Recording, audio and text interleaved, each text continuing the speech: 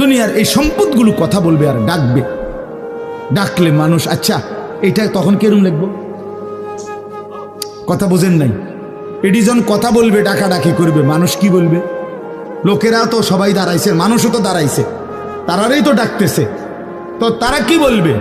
ওয়াকালাল ইনসানু মা লাহা, আল্লাহ নিজেই বলতেছে, লোকেরা তখন মানুষগুলো বলবে মা লাহা, এটা কি হলো? আরে এইটা কি কারবার? এগুলো কথা বলে কেমনে? এগুলো কি কয়?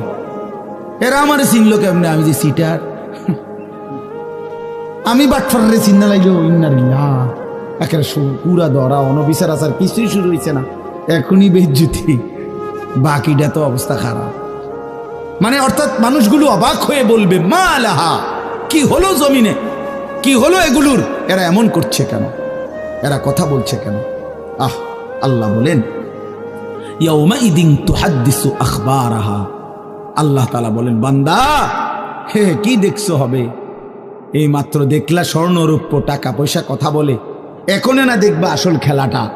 ইয়াউমাইদিন তুহাদ্দিসু আখবারাহা, আল্লাহ বলেন এখন দেখবা সরাসরি এই হাসরের মাঠে তোমার সামনে, তোমার পায়ের নিচের জমিন, তোমার পুরা জিন্দেগির কথা, তোমার যত তথ্য, ভালো কিংবা মন্দ, নেক কিংবা গুনাহ, তোমার সমস্ত কিছু রাতের কিংবা দিনের, একাকী কিংবা প্রকাশ্যের, গোপন কিংবা আড়ালের, আল্লাহর কসম জমিন সবটা এখন তোমার সামনে বলে দিবে। ইয়াউমাইদিন